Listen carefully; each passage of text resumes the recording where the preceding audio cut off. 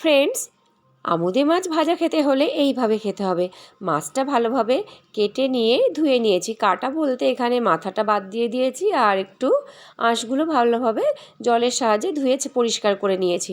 এখন এখানে আমি নিয়েছি লেবু, পেঁয়াজ গ্রেট করা, রসুন গ্রেট করা, আর নিয়েছি এখানে ময়দা, সুজি, লবণ, হলুদ, জিরে গুঁড়ো আর লঙ্কার গুঁড়ো। এগুলো দিয়েই মাছটা আমি ভেজে নেব। এইভাবে যদি মাছ ভাজা হয় তবে কিন্তু খেতে দারুণ লাগে।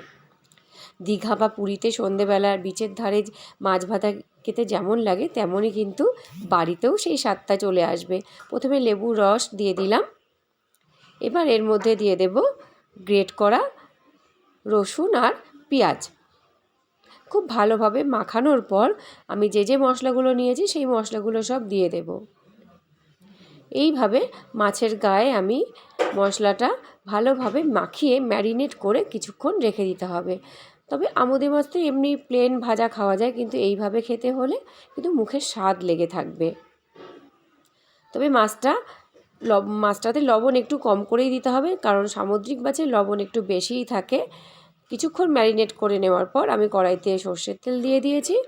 এখন তেলের মধ্যে মাছগুলো ভেজে নেব। মাঝারি ফ্লেম করে মাছটা ভাজতে হবে, যাতে মাছের ভেতর অংশগুলোও ভালোভাবে সেদ্ধ হয়ে ভাজা হয়ে যায়।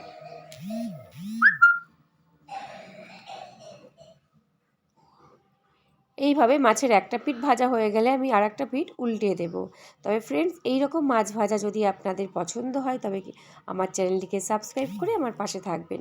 রেডি হয়ে গেল মুচমুচে বা মুখরোচক আমুদি মাছ ভাজা। আর এই ভিডিওটি দেখার জন্য আপনাদেরকে অসংখ্য ধন্যবাদ।